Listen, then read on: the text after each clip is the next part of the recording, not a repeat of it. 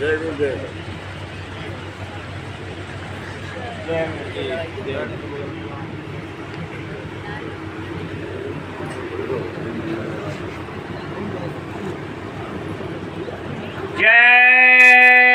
गुरुदेव। जय गुरुदेव नाम किसका? प्रभु का पावन नाम। जय गुरुदेव। परम पूज्य गुरु महाराज, उपस्थित सभी सत्संगी भाई और बहनों, आप सभी को मेरा जय गुरुदेव। देखो, मैं न कोई वक्ता हूँ और न कुछ जानता हूँ, और एक और कमी है मेरे अंदर, न जानता हूँ और न मानता हूँ किसी की,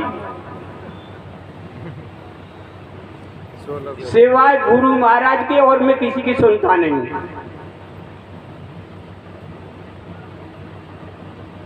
जय गुरुदेव। देखो, एक पुराना नारा और बोलना पड़ेगा थोड़ा सा। कलयुग में कलयुग जाएगा, कलयुग में सतयुग आएगा। जो सबसे बहुत पुराना नारा गुरु महाराज का था कि कलयुग में कलयुग जाएगा और कलयुग में सतयुग आएगा। ना अभी कलयुग आया और ना अभी कलयुग गया, ना अभी सतयुग आया। गुरु महाराज ने कहा कि मैं युग परिवर्तन करने आया हूँ, युग परिवर्तन करके जाऊंगा। मेरे काम को कोई रोक नहीं सकता और मेरे काम को कोई दूसरा कर भी नहीं सकता। और स्वामी जी ने कहा कि कलयुग में कलयुग जाएगा, कलयुग में सतयुग आएगा। न तो अभी कलयुग गया और न सतयुग आया, तो गुरु महाराज कहाँ चले गए? अभी हमारे भाई साहब ने बड़ी मार में प्रार्थना सुनाई कि हमसे क्या गलती हुई जो हमसे अलग हुए। अभी प्रार्थना सुनाई ना, तो वही बात है। गुरु महाराज ने बड़े बड़े वायदा किए कि मैं युग परिवर्तन करने आया हूँ, युग परिवर्तन करके जाऊंगा। चाहे सूरज पूरब में निकलना बंद कर दे, पश्चिम में निकलना शुरू कर दे, ऐसा हो सकता है, लेकिन मेरी कही हुई बात इधर से उधर नहीं हो सकती है। और मुझे इतने तक कह दिया, चाहे 400 साल तक। लेकिन अब बात क्या हुई, हमसे कौन सी गलती बनी या कौन सी भूल हुई कि गुरु महाराज हमसे अलग हुए? काम गुरु महाराज करेंगे, उनके दूसरा कोई कर ही नहीं सकता है। तो कोई कर देगा दूसरा? लेकिन एक और बात है, अगर सही बात गुरु महाराज की कहना क्या पाप है? कोई हकीकत गुरु महाराज की बात बताए तो पाप है? कुछ सत्संगी भाई कहते हैं अरे कर्म लग जाएंगे, ये सब बताओगे तो तुम पता, सत्य बात कहने भी कर्म लग जाएंगे। ये बताओ, जो मैं कह रहा हूँ गुरु महाराज की कोई बात वो सत्य है, वो आप कह रहे हैं वो गलत है जाएगी?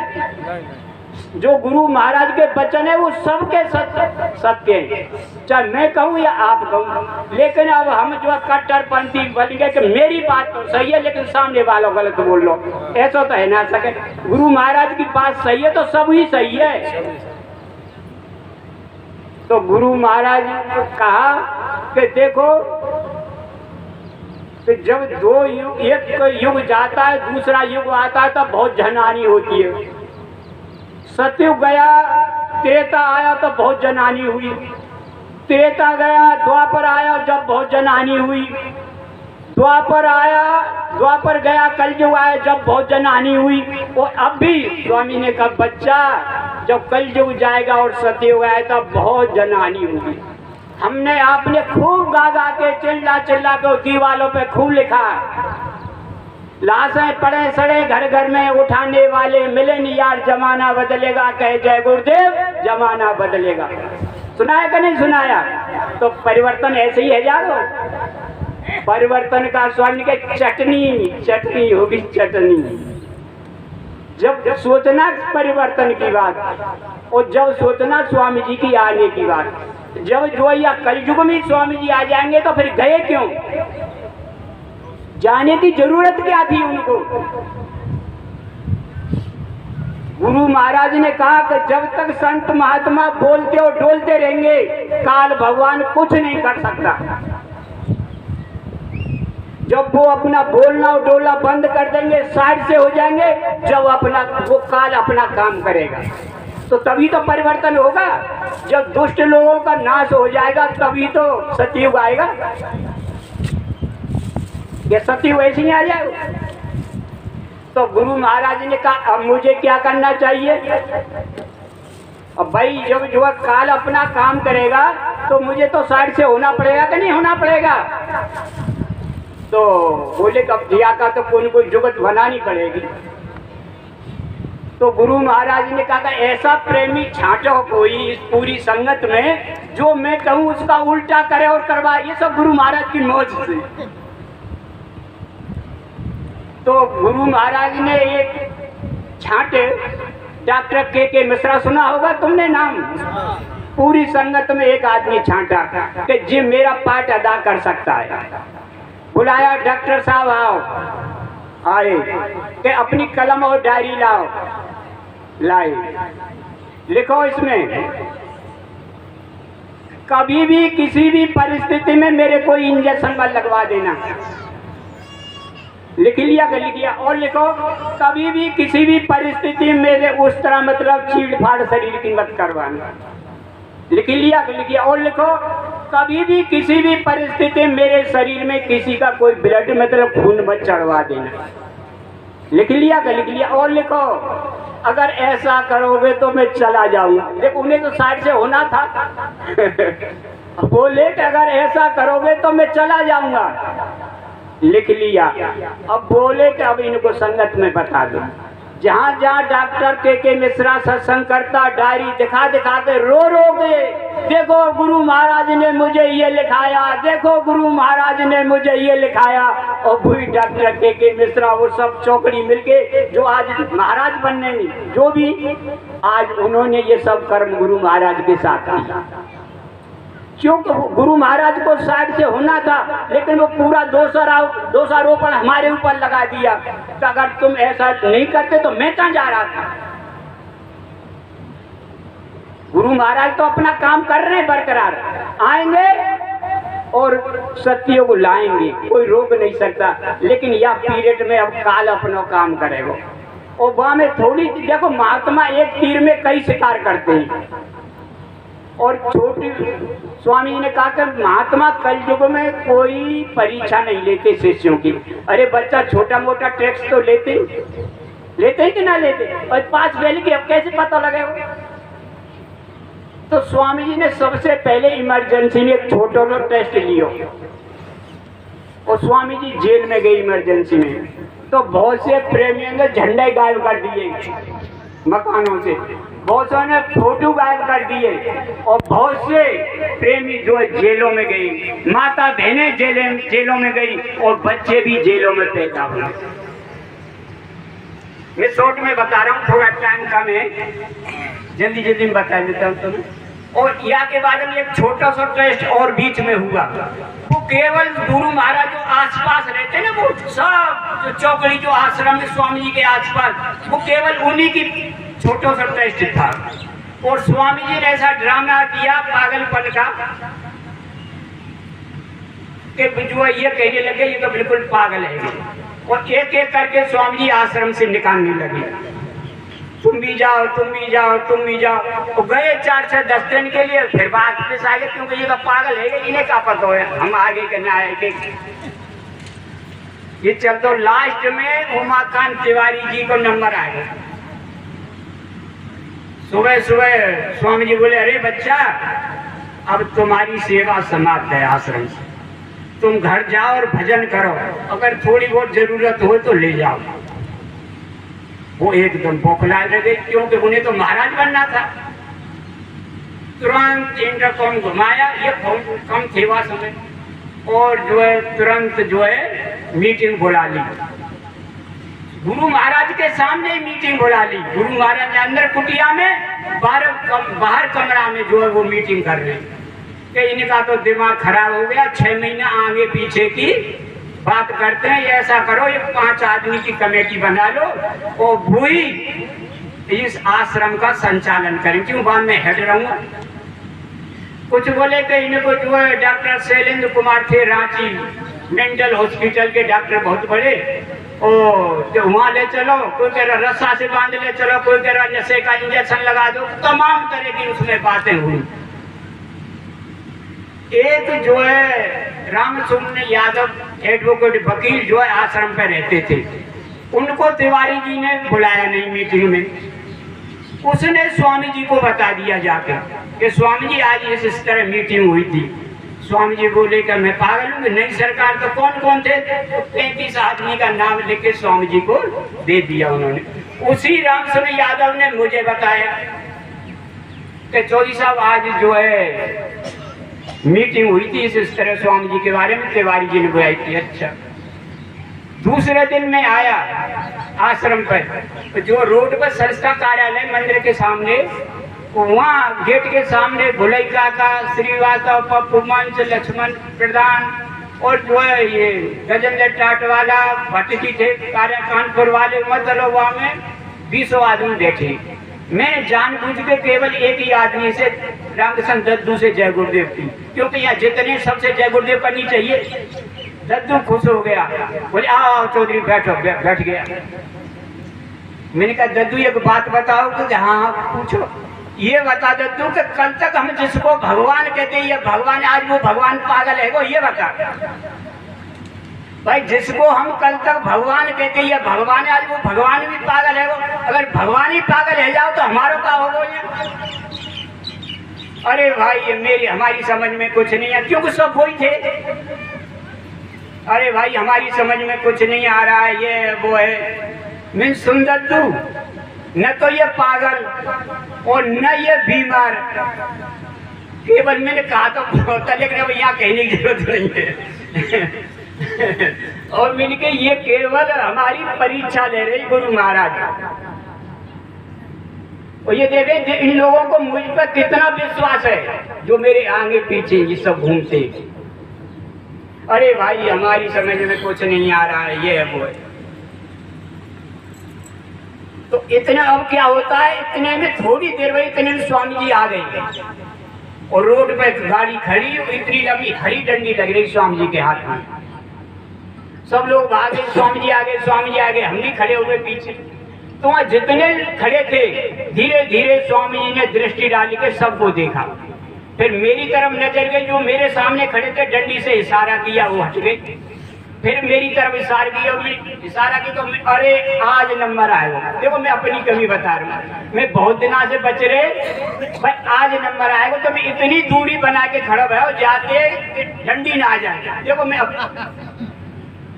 और मैं दूरी, लेकिन भूखा माने और फिर इशारा करे, मैं आज नहीं छोड़ेंगे जी, आज नहीं, तो बिल्कुल पास पहुंच गो। मैं बोले कि बहुत बोलते हो तुम, चुप। सबके सामने डांट लगाई तो बहुत बोलते हो तुम, चुप। क्या का अर्थ समझे भाई? ये तो इन्हें क्या समझा रहे हो, इनकी क्या समझ में आ रहे हो, यही बात तो ही। तब ये बताओ जो अपने गुरु को पागल घोषित कर रहे हैं, वो जानसी नहीं, आप जानसी नहीं। ये परीक्षा है, और यहाँ के बाद में एक फाइनल और रह गई परीक्षा। स्वामी जी ने 23 मार्च 1977 को जेल से ले आ गई, जो मुक्ति दिवस मना रहे हैं हम।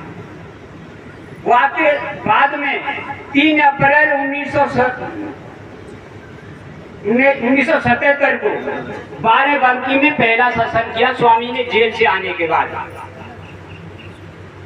क्यों कि सबसे ज्यादा उत्तर प्रदेश से जेल में गई पूरे भारत में।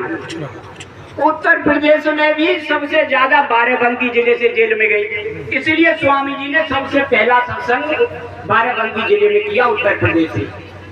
और स्वामी जी ने कहा, क्या कहा कि बच्चा इमरजेंसी तो आराम से निपट गई,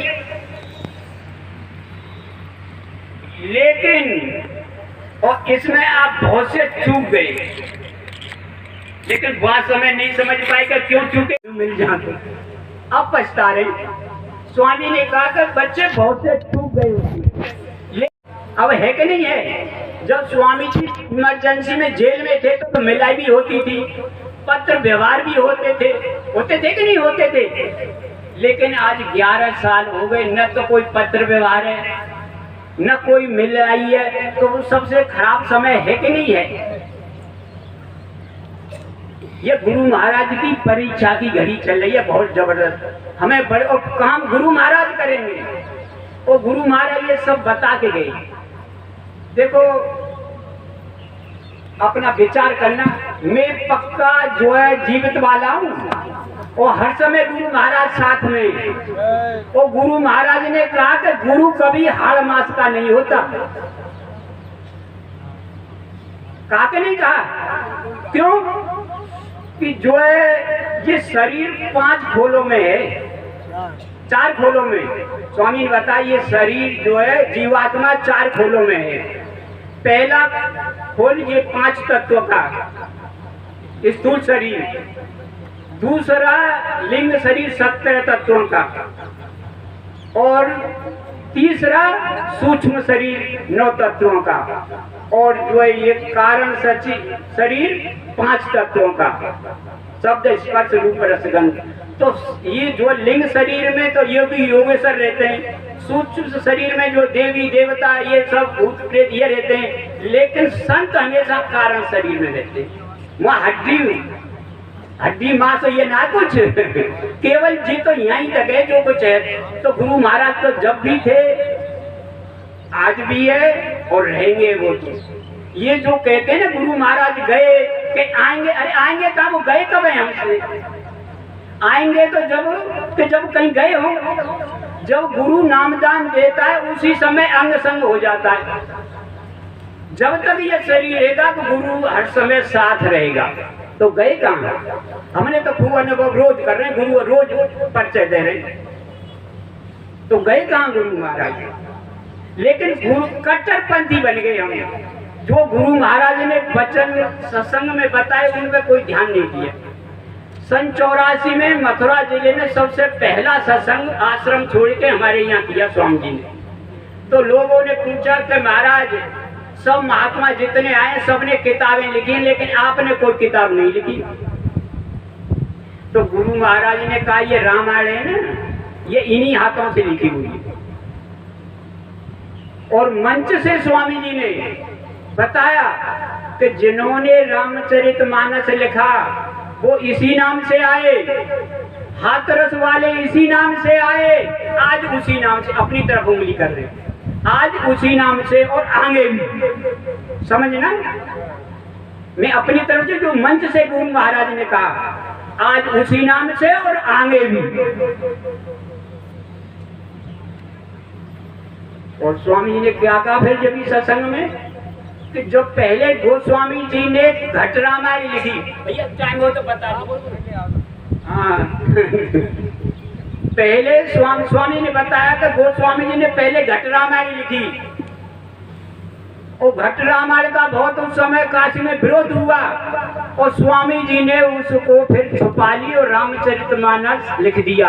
अब तुम पढ़ के मर जाओ या अर्थ भी समझ नहीं आ पाओगे। एक चौपाई को 10-10, 20-20 अर्थ लगा रहे हैं, लेकिन समझ में नहीं आ रहा है कुछ। फिर स्वामी जी ने कहा कि जब 45 साल की उम्र में करीब उनका समय पूरा हो गया, होने को हुआ वो स्वामी जी का, तो वो घट रामायण अपने शिष्य टोलरमल के यहाँ रख दी कि बच्चा मैं फिर आऊंगा और तुमसे ये ले लूंगा। वो बोले कि महाराज हमको कैसे पता लगेगा? कि नहीं, मैं पूरा परिचय दूंगा तुमको, जब तुम्हें विश्वास हो जाए तब जो मुझे दे देना है। ठीक है। जाके महाराष्ट्र में एक राजघराने में स्वामी जी ने वो स्वामी जी ने जन्म लिया। और नाम भी बताया, मुझे ध्यान नहीं रहा, इनको तो पता होगा। हाँ सौरावती, मुझे ध्यान नहीं रहा। वहाँ वो स्वामी जी ने जन्म लिया और 9 साल की उम्र में वो घोड़े पर चढ़ के भाग गया घर से, और घोड़ा भी रास्ते में छोड़ दिया, और जो वहीं पहुंचे जहाँ घट रामायण रखी थी। बोले कि मेरी घट रामायण दो बच्चा। अब वो ऊपर नीचे देखें, कहाँ 9-10 साल की उम्र, कहाँ 45 साल की उम्र। कि मैं पहचान नहीं पाया। आपने तो कहा कि मैं पूरा परिचय दूंगा, तो उन्होंने पूरा परिचय दिया। परिचय दिया तो उनको घटरामाड़ी का पहला भाग दे दिया और जाके हाथ रस में आगे के भाग लिखे घटरामाड़ी जो स्वामी जी पढ़वाते थे। अब स्वामी जी क्या कह रहे हैं कि बच्चा ऐसा गेयर फंसाऊंगा कि अच्छे अच्छे मिस्त्री फेल हो जाएंगे, टूट जाएगा पर निकलेगा नहीं, निकलेगा नहीं। और अब देखा जिंदे मुर्दे को तुम्हें गियर फंसेगा। जादूगर जादू का तमाशा करता है, सामने वाले की नजर बांध देता है और वो जैसा करता है वैसा ही दिखता है।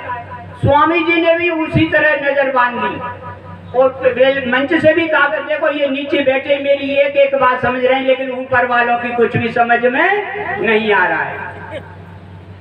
तो जी जो गुरु महाराज की नरलीला हुई,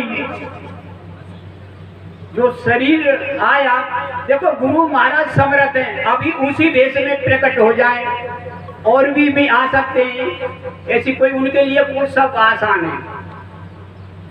तो नीचे वाले चिल्ला रहे कि जो गुरु महाराज का शरीर नहीं है, हाथ से नाप रहे हैं, ये कर रहे हैं, ये तो पुतला है, ये वो तमाम। और ऊपर वाले कह रहे बुआ हम पहले भी नवाते थे, आज भी नवाए, ये वही शरीर है। चश्मा को फर्क है ना, चूंकि गेर तो उन्हें फंसानो। डॉक्टर शैलेंद्र कुमार रांची के डॉक्टर, वो रोते हुए मंच से आ रहे हैं, जबकि वो अंदर वेदांत भी स्वामी जी के पास गए 2-4 बार, और वो रो रो के चिल्ला चिल्ला के कह रहे हैं कि मैं सिद्ध कर दूंगा मेडिकल साइंस के द्वारा कि गुरु महाराज का मर्डर हुआ है, गुरु महाराज की मौत नहीं हुई है, ये मर्डर हुआ है। और रो रो के चिल्ला चिल्ला के कह रहे, और मैं आज के बाद कभी आश्रम मथुरा नहीं आऊंगा। तो बताओ अब उनकी बात हम गलत माने? बोले कि वैज्ञानिक मेडिकल साइंस के द्वारा मैं सिद्ध कर दूंगा कि गुरु महाराज का मर्डर हुआ है। और स्वामी जी कह रहे हैं कि बच्चा आगे ऐसा समय आएगा कि मैं इतनी दूर चला जाऊंगा तुम्हें खोजने पर भी नहीं मिलेगा, लेकिन एक समय आएगा कि मैं आऊंगा और मुझे प्रमाण देने पड़ेंगे कि मैं तुम मानने को तैयार नहीं होंगे, मुझे प्रमाण देने पड़ेंगे, मैं हूं। मुट्ठी भर लोग होंगे मुझे पहचान पाएंगे। ये बड़ी सोचने की बात है, कट्टरपंथी बनने की जरूरत नहीं, बड़ी दिमाग से सोचने की बात है। ये गुरु महाराज के वचन है, मैं अपनी तरफ से ना कह रहा हूं, वो सुने होंगे बहुत से लोगों ने कि मैं आऊंगा उस समय तुम लोग मुझे पहचान नहीं पाओगे, मुझे प्रमाण देने पड़ेंगे, जैसे गोस्वामी जी ने कहा। और ये आगे दाढ़ी ये बाल भी काले हो जाएंगे, और कह रहे हैं अरे वो हो तो गए पंकज जी, कह रहे हैं ना बहुत से हो तो गए काले, वही तो हैं काले बाल में आ तो गए। कुछ कह रहे हैं अरे जीव स्वामी जी की जीवात्मा पंकज में घुस गई। अरे मेरा तो झगड़ा होगा, अरे भैया मिलके तुम ऐसा काई बोल रहे, रात की बात है रही, अरे ऐसा काई करो पहली जान मान लियो, अगर जी मर जाओ जब तो जाम घुसेगो, दो जीवात्मा एक शरीर में कैसे घुस जाएंगी?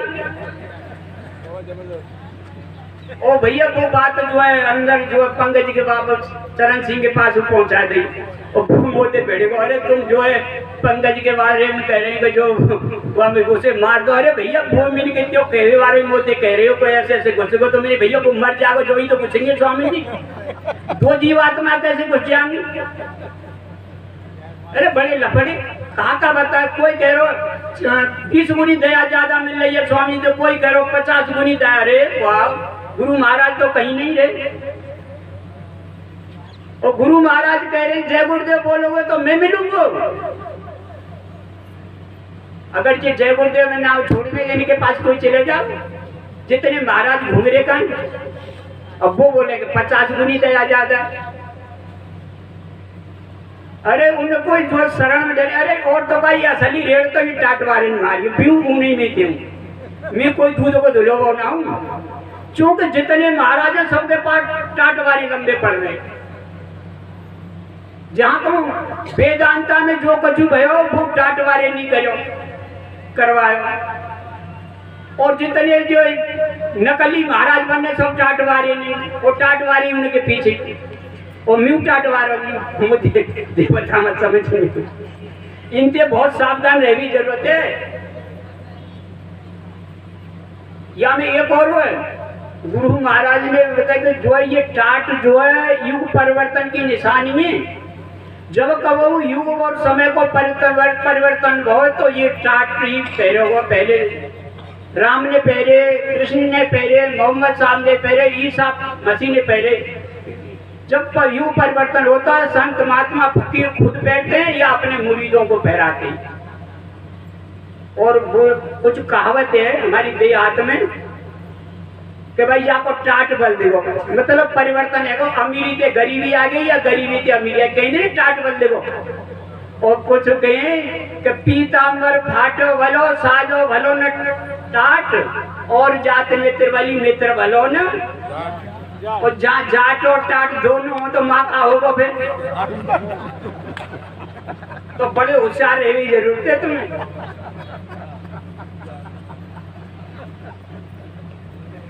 समय युग परिवर्तन बहुत नजदीक आ रहा, गुरु महाराज अपना काम कर रहे हैं, और गुरु महाराज आएंगे और अपना काम करेंगे, लेकिन ठंडे दिमाग से सोच के। अभी तो 11 साल होंगे,